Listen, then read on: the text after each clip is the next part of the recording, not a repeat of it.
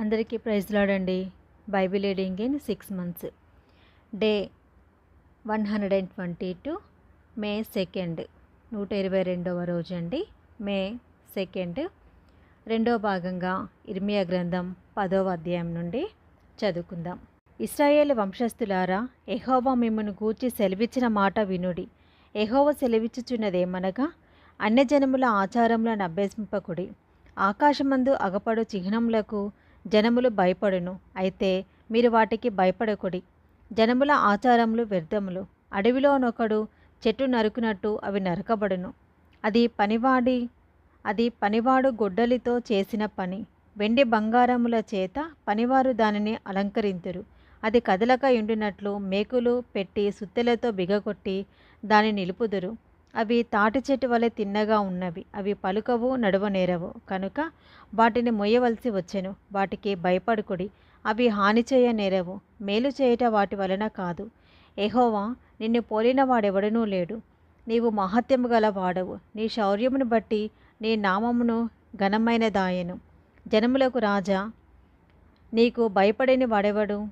జనముల జ్ఞానులందరిలోనూ వారి రాజ్యములన్నిటిలోనూ నీ వంటి వాడెవడనూ లేడు. కనుక నరులు నీకు భయపడుట అనుగుణ్యము. జనులు కేవలము పశుప్రాయులు, అవివేకులు. బొమ్మల పూజ వలన వచ్చు జ్ఞానము వ్యర్థము.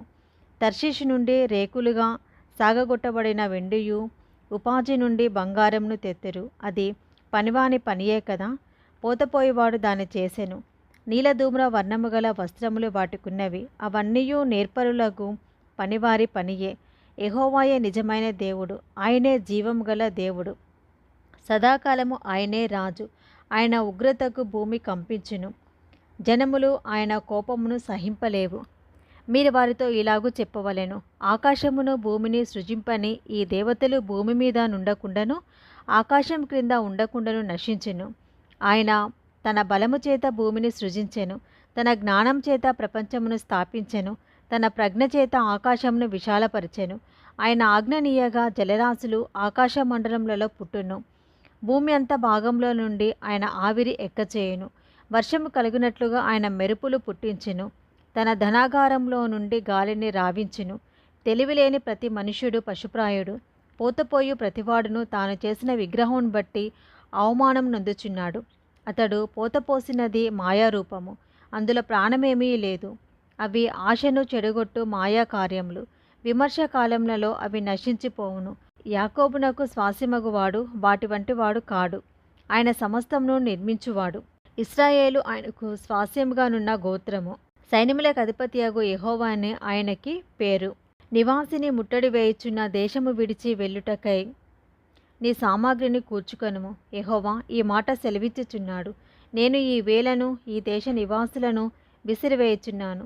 వారు పట్టబడవలెనని వారిని ముట్టడి వేయుచున్నాను. కటకట నేను గాయపడి తిని, నా దెబ్బ నొప్పి పెట్టుచున్నది. అయితే ఈ దెబ్బ నాకు తగినదే అనుకొని నేను దాన్ని సహించుదును. నా గుడారము చినిగిపోయెను, నా త్రాళ్ళన్నీ తెగిపోయెను. నా పిల్లలు నా ఇద్దరి నుండి తొలగిపోయి ఉన్నారు.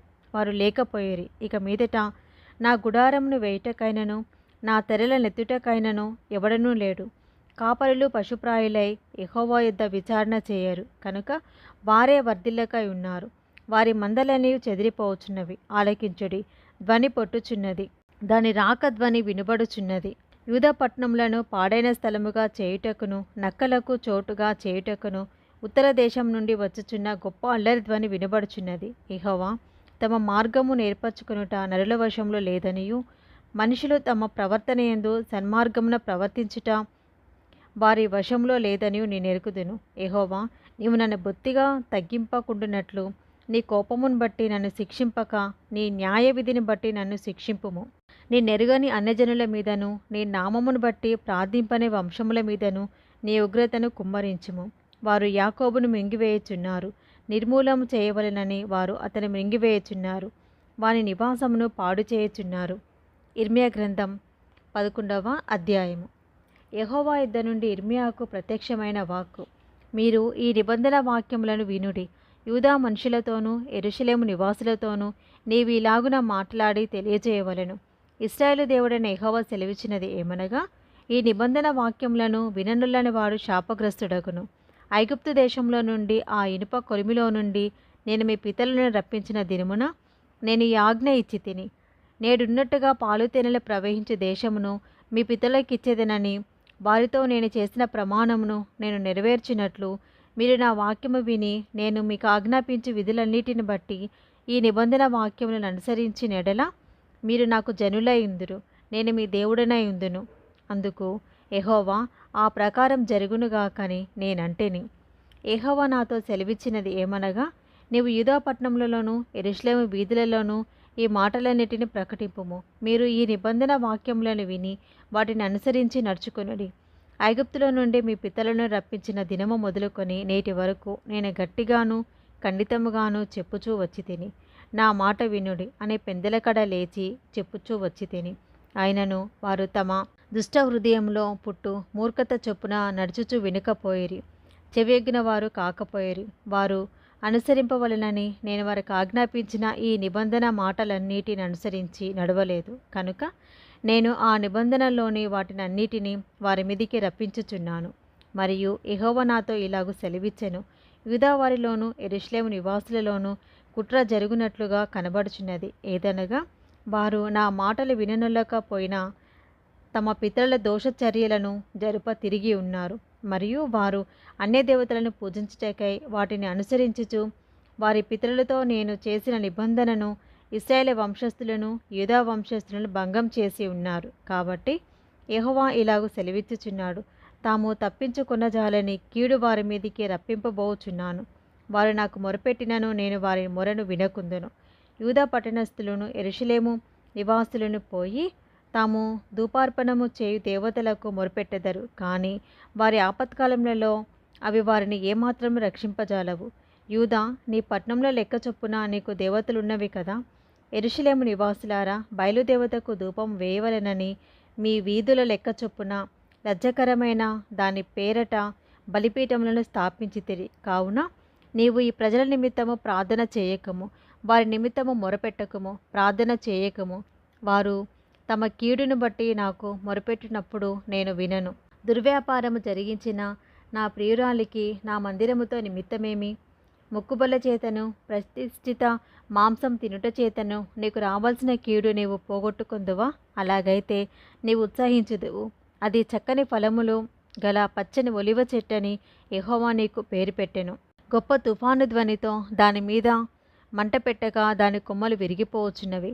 ఇశ్రాయేలు వంశస్థులను యూదా వంశస్థులను బయలునకు ధూపార్పణము చేసి నాకు కోపము పుట్టించుట చేత తమంతట తామే చేసిన చెడుతనమును బట్టి మిమ్మును నాటిన సైన్యములకు అధిపతగు యెహోవా మీకు కీడు చేయ నిర్ణయించుకొని ఉన్నాడు.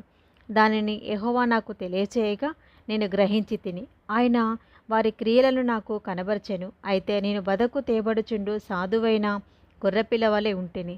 మనము చెట్టును దాని ఫలమును నశింపచేయదము రండి. వాని పేరు ఇంకను జ్ఞాపకం చేయబడకపోవునట్లు బ్రతుకు వారిలో నుండకుండా వారిని నిర్మూలం చేయదము రండని వారు నా మీద చేసిన దురాలోచనలను నేను ఎరగకయుంటిని.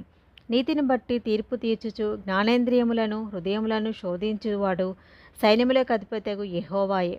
యెహోవా, నా వాజ్యభారమును నీ మీదనే వేయుచున్నాను. వారికి నీవు చేయు ప్రతిదండనను నన్ను చూడనిమ్ము. కావున నీవు మా చేత చావకుండునట్లు యెహోవా నామమున ప్రవచింపకూడదని చెప్పు. అనాతోతు వారిని గూర్చి యెహోవా ఇట్లని సెలవిచ్చుచున్నాడు. సైన్యములకు అధిపతగు యెహోవా వారిని గూర్చి సెలవిచ్చినదేమనగా, నేను వారిని శిక్షింపబోచున్నాను. వారి యవ్వనులు ఖడ్గం చేత చంపబడెదరు. వారి కుమారులు కుమార్తెలు క్షామం వలన చచ్చెదరు. వారికి శేషమేమీ లేకపోవును. నేను వారిని దర్శించు సంవత్సరమున అనాతోతు కీడును వారి మీదికి రప్పింతును. ఇర్మియా గ్రంథం 12వ అధ్యాయము. యెహోవా, నేను నీతో వాదించినప్పుడు నీవు నీతిమంతుడుగా కనబడదువు. అయినను న్యాయము విధించుటను గూర్చి నేను నీతో మాట్లాడుదును. దుష్టులు తమ మార్గములలో వర్ధిల్లనేలా, మహా విశ్వాసఘాతకులు సుఖింపనేలా నీవు వారిని నాటుచున్నావు. వారు వేరు తన్నుచున్నారు, వారు ఎదిగే ఫలములను ఇచ్చుచున్నారు. వారి నోటికి నీవు సమీపంగా ఉన్నావు, కానీ వారి అంతర్యంద్రములకు దూరముగా ఉన్నావు. యెహోవా, నీవు నన్ను ఎరిగి ఉన్నావు, నన్ను చూచుచున్నావు. నా హృదయము నీ పట్ల ఎట్లున్నది నీవు శోధించుచున్నావు.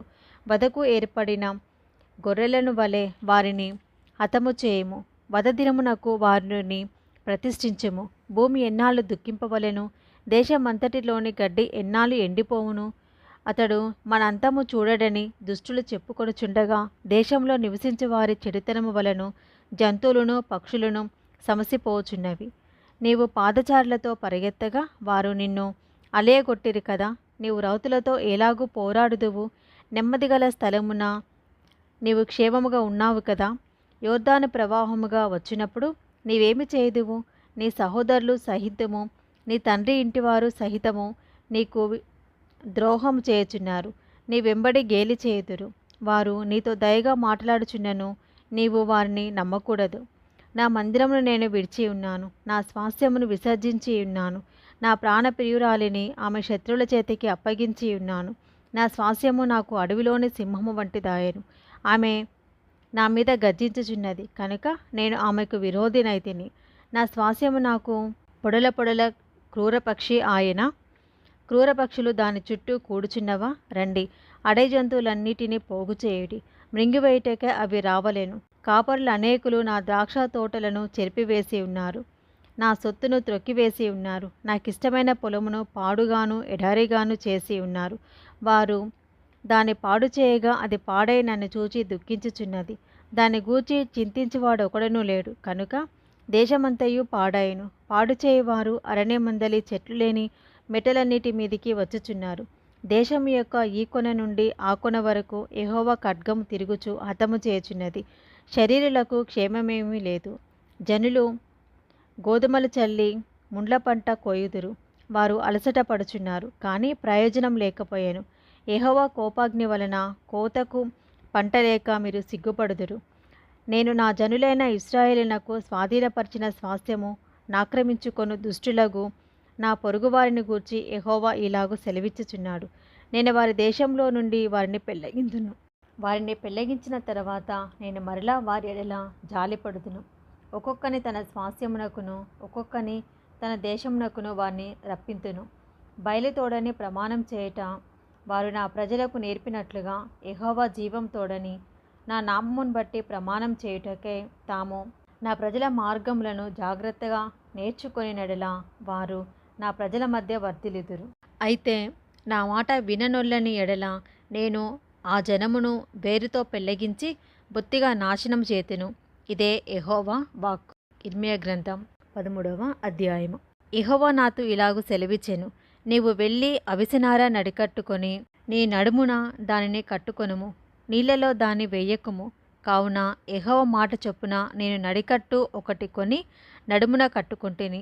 రెండో మారు యెహోవాకు నాకు ప్రత్యక్షమై, నీవు కొని నడుమున కట్టుకొనిన నడికట్టును తీసుకొని లేచి యూఫ్రటీసు నొద్దకు పోయి అక్కడనున్న బండబీటలో దానిని దాచిపెట్టుమనగా, యెహోవా నాకు ఆజ్ఞాపించినట్లు నేను పోయి యూఫ్రటీసు నొద్ద దాన్ని దాచిపెట్టి తిని.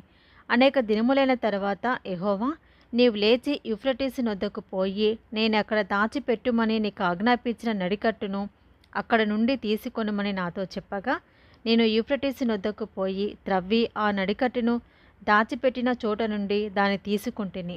నేను దానిని చూడగా ఆ నడికట్టు చెడిపోయి ఉండెను, అది దేనికిని పనికి రాదాయను. కాగా యెహోవా వాక్కు నాకు ప్రత్యక్షమై ఇలాగు సెలవిచ్చెను, యెహోవా ఈ మాట సెలవిచ్చుచున్నాడు, ఈ విధముగానే యూదావారి గర్వమును యెరూషలేము నివాసుల మహాగర్వమును నేను భంగపరచుదును. అన్యదేవతలను పూజించుచు వాటికి నమస్కారము చేయదమని వాటిని అనుసరించుచు నా మాటలు విననొల్లక తమ హృదయ కాఠిన్యము చొప్పున నడుచుకొను ఈ ప్రజలు దేనికిని పనికిరాని ఈ నడికట్టు వలె అగుదురు. నాకు కీర్తి స్తోత్ర మహిమలు కలుగుటకే వారు నాకు జనముగా ఉండునట్లు నేను ఇశ్రాయేలు వంశస్థులందరినీ యూదా వంశస్థులందరినీ నడికట్టు నరుని నడుముకు అంటి ఉన్న రీతిగా నన్ను అంటి ఉండజేసి తిని. కానీ వారు నా మాటలు వినకపోయి ఉన్నారని యెహోవా సెలవిచ్చుచున్నాడు. కాబట్టి నీవు వారితో చెప్పవలసిన మాట ఏదనగా, ఇశ్రాయేలు దేవుడైన యెహోవా ఇలాగు సెలవిచ్చుచున్నాడు, ప్రతి సిద్ధేయు ద్రాక్షారసంతో నింపబడును. ప్రతి సిద్ధేయు ద్రాక్షారసంతో నింపబడునని మాకు తెలియదా అని వారు నీతో అనినేడలా నీవు వారితో ఈ మాట చెప్పుము. యెహోవా సెలవిచ్చినదేమనగా, ఈ దేశ నివాసులనందరినీ దావీదు సింహాసనము మీద కూర్చుండు రాజులనేమి యాజకులనేమి ప్రవక్తలనేమి యెరూషలేము నివాసులందరినీ నేను మత్తులుగా చేయబోచున్నాను. అప్పుడు నేను తండ్రులను కుమారులను అందరినీ ఏకముగా ఒకని మీద ఒకని పడద్రోయునని యెహోవా సెలవిచ్చుచున్నాడు. వారిని కరుణింపను, శిక్షింపకపోను. వారెడల జాలిపడక నేను వారిని నశింపచేసేదను. చెవియొగ్గి వినుడి, యెహోవా ఆజ్ఞ ఇచ్చుచున్నాడు. గర్వపడకుడి. ఆయన చీకటి కమ్మ చేయక మునిపే, మీ కాళ్ళు చీకటి కొండలకు తగలక మునిపే, వెలుగు కొరకు మీరు కనిపెట్టుచుండగా ఆయన దాని గాఢంధకారముగా చేయక మునిపే, మీ దేవుడైన యెహోవా మహిమ కలవాడని ఆయనను కొనియాడుడి. అయినను మీరు ఆ మాట విననొల్లని ఎడల మీ గర్వమును బట్టి నేను చాటున ఏడ్చుదును.